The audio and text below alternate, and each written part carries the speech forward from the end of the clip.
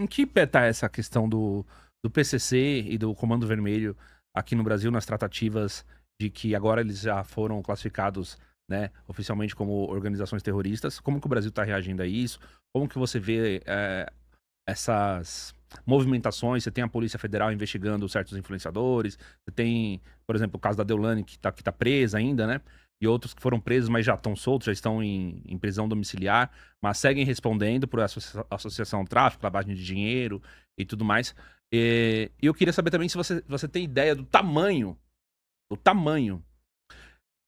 desse negócio. Porque se você parar para analisar todas as atividades possíveis, aí que a gente pode atividades econômicas, é capaz de ter alguém do PCC envolvido. Porque Sim. eles estão envolvidos na questão da construção civil, estão envolvidos aqui nos transportes, nas lojas de carro de luxo, estão envolvidos com influenciadores, né? Com a parte do dinheiro lavado através de influenciadores, com empresas de fachada, empresas que podem ser empresas tanto de restaurante, cosmético, enfim. Qual que é o tamanho dessa economia do crime? Deve ter gente que vê aqui que é do PCC e você não faz ideia. É, Porque ela na sociedade, concordo, teoricamente, tem outro papel. concordo. É, eu acho que o mais interessante até do que pensar nesse tamanho, que a gente já viu que é um negócio gigantesco, é um negócio Uhum. bilionário, que envolve dezenas de milhares de pessoas, é imaginar qual é o futuro disso.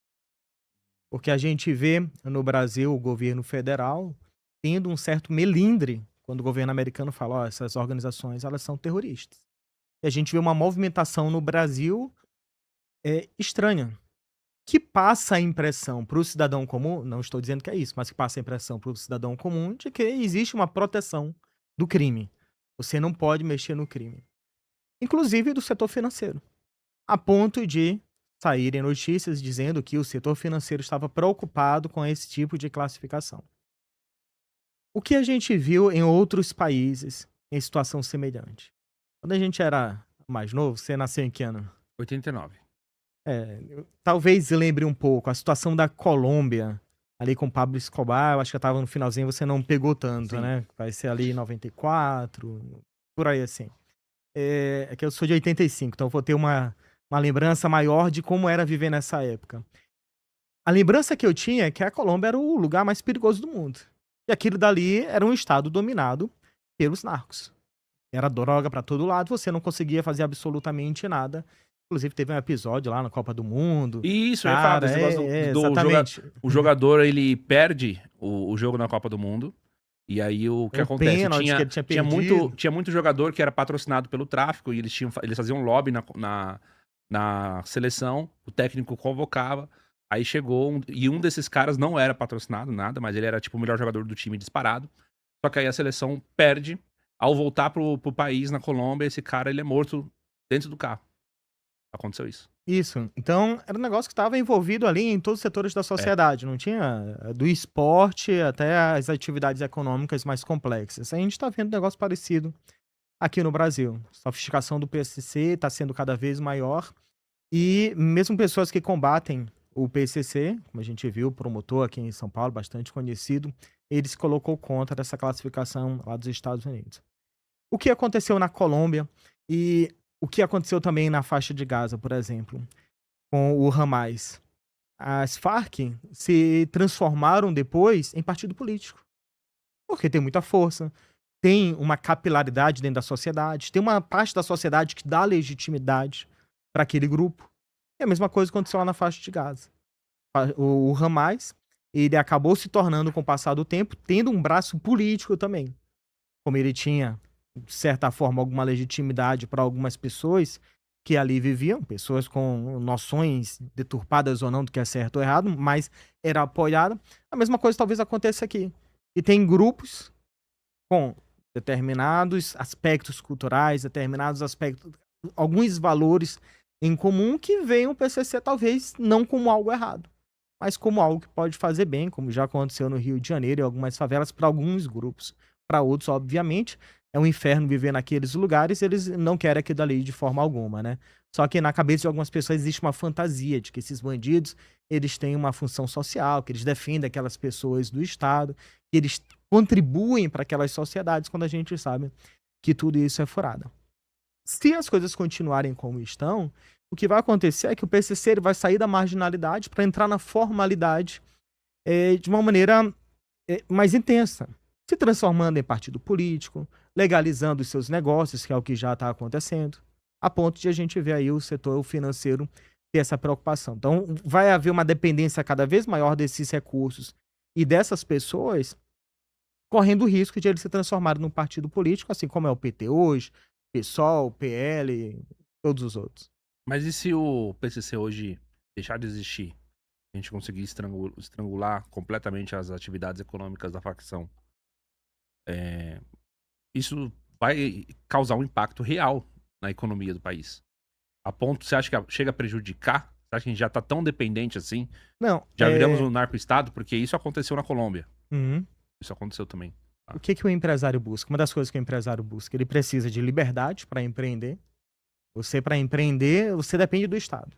Imagina viver num lugar que você não pode ter um podcast. Ou que para ter um podcast você precisa passar por etapas que são insuperáveis para colocar aquele negócio. Então ele precisa de liberdade. Ele precisa também de segurança jurídica, o empresário.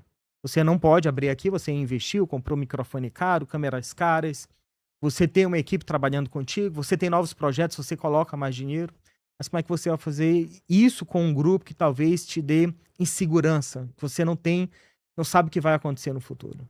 Hoje a gente tem milhares de empresários, milhares de empreendedores, que eles têm medo do hoje e do amanhã. Ele não sabe sequer se ele vai estar vivo. Ele precisa dar ali uma contribuição pro miliciano, pro traficante, pessoa que bate na porta dele em troca de segurança. Só que, e aí ele não sabe. Essa pessoa que vive numa situação dessa, ela tem conforto de aumentar os seus investimentos, mesmo que ela pudesse? Marcas. Por exemplo, um dos meus sonhos, eu tenho alguns sonhos que eu acho que eles vão ser realizados, mas não enquanto eu estiver vivo. Um dos meus sonhos é ver as favelas do Rio de Janeiro sendo visitadas pelo mundo inteiro, assim como vielas na Europa são visitadas também. Os ambientes que hoje a gente considera como sofisticado na Europa, Suíça, lá, fui em Lugano. Aí tem ali um morrinho, né? Nada comparado com os daqui, aquelas casas. Lá é coisa linda. Na Grécia, então, tudo aqui dali é lindo. No Brasil, é coisa de favelado. Um dia eu entendo que haverá liberdade suficiente, propriedade privada ali legalizada, as pessoas terão essa segurança jurídica de comprar o terreno ali, de poder vender e não ser ilegal do jeito que é hoje, e as coisas prosperarem. Então, a saída do narcotráfico, se acontecesse hoje num passe de mágica, não, a gente vai legalizar os nossos negócios aqui, a gente vai deixar essa vida para trás. Daí vai ficar para trás, a gente vai reiniciar sem cometer crime, legalizando absolutamente tudo que a gente tem.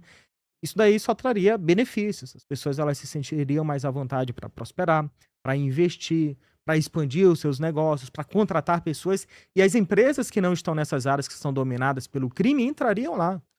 Imagina, uma Rocinha da vida, que já tem alguma medida, cheia de bancos ainda, mais agências bancárias, mais lojas, shoppings, mirantes, restaurantes em todas as favelas do Rio de Janeiro. O Complexo do Alemão tomado ali por um polo turístico, que seja uma Disney, para a gente falar aqui mais brasileira. Um brasileiro vai fazer um parque temático numa favela, porque tem vistas belíssimas.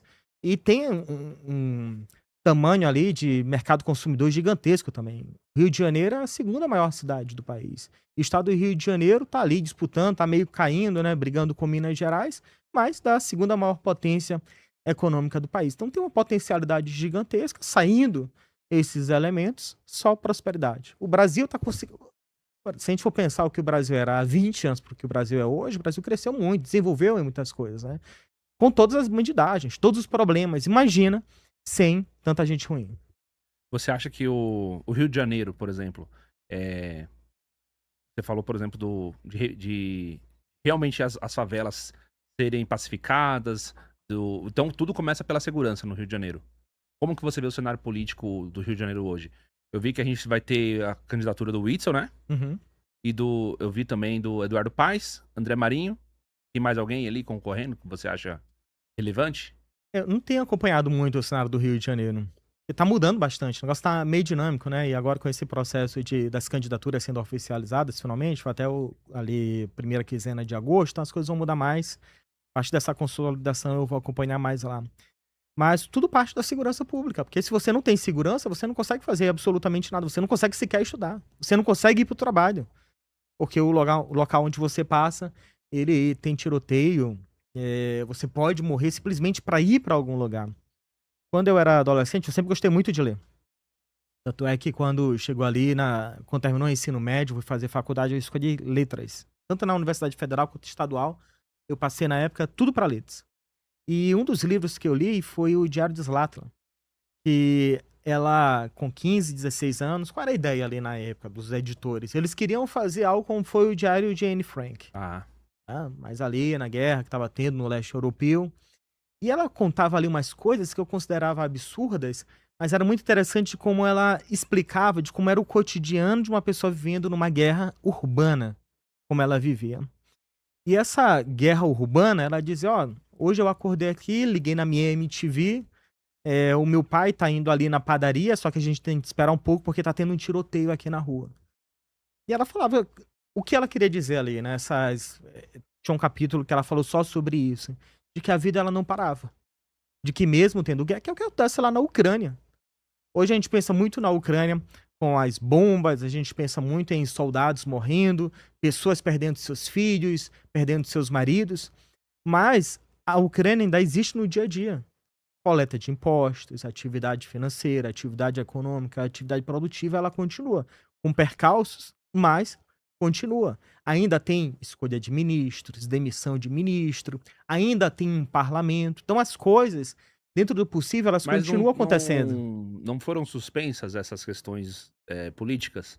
E tá tudo Eleitorais. só eleitorais? As questões eleitorais e outras, né? Porque aí é um estado de guerra, você não consegue ter o funcionamento pleno de um estado. Então, digamos que tem 3 poderes operando certamente lá na Ucrânia. Sim. Tá, entendi. E teoricamente, sim. Tá bom. Não, faz Existe parte. judiciário, enfim. Que é o que acontece no Rio de Janeiro. Então, esse cenário que pra mim era distante, que estava narrado nesse livro, de Adislata, que pra mim era um absurdo. Nossa, a guerra e as coisas continuam existindo. Só que é exatamente o que acontece no Rio de Janeiro. A pessoa sabe que do lado de fora da casa dela vai ter um cara com fuzil e ele não tem legitimidade pelo Estado de portar aquele fuzil e vende coisas ilegais e não acontece absolutamente nada com ele, né? E a vida continua acontecendo. Imagina então essa potencialidade. O Rio de Janeiro consegue ser, ainda hoje, curiosamente, uma referência cultural. A gente gostando ou não da Anitta, a gente gostando ou não de funk, a gente gostando ou não do que eles produzem, eles são uma referência pro Brasil, porque em qualquer lugar, qualquer estado, as pessoas vão ouvir, eles vão assistir o que eles fazem. Os filmes, boa parte dos filmes brasileiros são gravados no Rio de Janeiro ainda, com toda essa desgraceira que existe lá. Imagina então se você tem um estado limpo, que você pode andar em qualquer lugar, a qualquer horário, fazer qualquer tipo de negócio e ninguém vai perturbar a sua vida. Entendi. Tem o pessoal da velha guarda também, que você não citou, mas eles estão todos lá. Caetano, né? Gilberto, o Gil tá lá, juntamente com... Eu tem não um... sei se a minha conterrânea lulista, Alcione, tá lá também, mas A eu sei Alcione que eu ela não já sei, morou lá. Eu mas sei que ela... qual que é o nome? Maria Bethânia, a irmã do camarada, tá lá. Porque o Rio foi capital do Brasil durante muito tempo. O Rio tem em anos mais tempo de capital do Brasil do que Brasília tem. Brasília é muito recente. Pessoal, tem gente hoje viva que a capital do Brasil era no Rio de Janeiro. E isso daí veio desde... E nessa época as coisas funcionavam. Aí veio... Aí todo mundo fala do período lá na década de 50, que o Walt Disney veio aqui pro Brasil, que ele ficou maravilhado com o Rio de Janeiro, que as pessoas achavam o Rio de Janeiro a Paris dos trópicos, e que Quase teve uma Disney no Brasil. Sim, e que realmente as pessoas andavam no Rio de Janeiro num sol de 40 graus, mas todo mundo, né, era só roupa social, chapéu, terno, o negócio era outro mundo. Então lá foi durante muito tempo a sede política do país, porque era a capital, e foi, consequentemente, a capital também cultural do nosso país. As óperas, teatro, música, samba, não sei o quê. Então a gente ainda tem muitas essas referências. A minha esposa é carioca. E ela fica dizendo, no Rio de Janeiro não tem comida típica. A gente fica muito no Maranhão também, né? Eu sou do Maranhão, então a gente fica nessa triangulação, Rio de Janeiro, São Paulo, Maranhão. E ela gosta muito da comida lá de São Luís. Peixes, camarão, da maneira como as coisas são preparadas lá. Entendi. E aí ela diz: o Rio de Janeiro não tem comida típica. E o que eu digo para ela é que o Rio de Janeiro é uma referência tão grande pro resto do Brasil que as coisas que eram cariocas acabaram virando do Brasil. Existe uma discussão se a feijoada, por exemplo, era do Rio ou da Bahia, né? Os baianos dizem que a feijoada foi criada lá e os cariocas dizem que foi criada lá. Mas enfim, se fosse carioca, já não é mais carioca, já é um negócio nacional. Então eles são ainda tão relevantes nisso que acabou sendo referência para o resto do país. E assim como hoje as pessoas que querem empreender, que querem crescer, têm o sonho de vir para São Paulo, existia na década de 50, década de 60, 70, 80, o sonho de morar no Rio de Janeiro. A minha mãe, ela disse que o sonho dela era conhecer o Rio. Tanto é que tem flamenguista no Brasil inteiro, né? Conseguiu ser essa referência, conseguiu se formar. E hoje essa referência é São Paulo. O Rio de Janeiro ficou ali no meio do caminho, por causa de política, problemas que tem lá, não existe tanta essa facilidade de empreender quanto tem aqui, não existe essa seriedade também do empreendedor, de levar as coisas mais a sério. Eu senti, às vezes que eu fui lá, pelo menos uma vez em cada viagem, alguém querendo passar a perna em mim, coisa que eu não sinto em São Paulo, por exemplo, e infelizmente esse espírito precisa ser resgatado, né? Agora, como que vai ser? Vai ser um trabalho de longo prazo, porque isso daí também não surgiu da noite pro dia. Uhum. Bom, você estava falando agora das pessoas da classe artística, não sei se dá pra colocar a Xuxa nesse meio aí, né? Mas a Xuxa tá em evidência justamente por causa de um show que ela fez esse final de semana. Eu vi. Quantos anos de carreira tem a Xuxa? 50? É isso?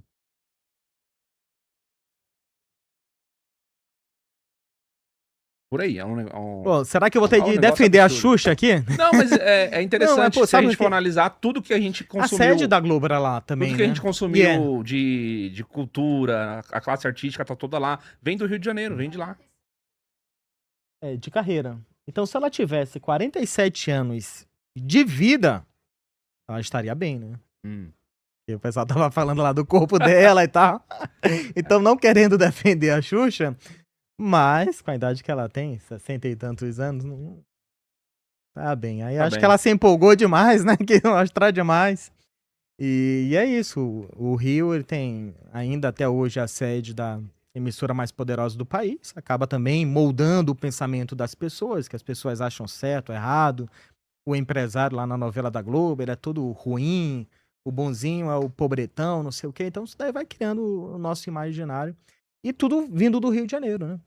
Essa galera mais antiga saiu também de São Paulo e foi morar pra lá. Hoje o movimento é o contrário.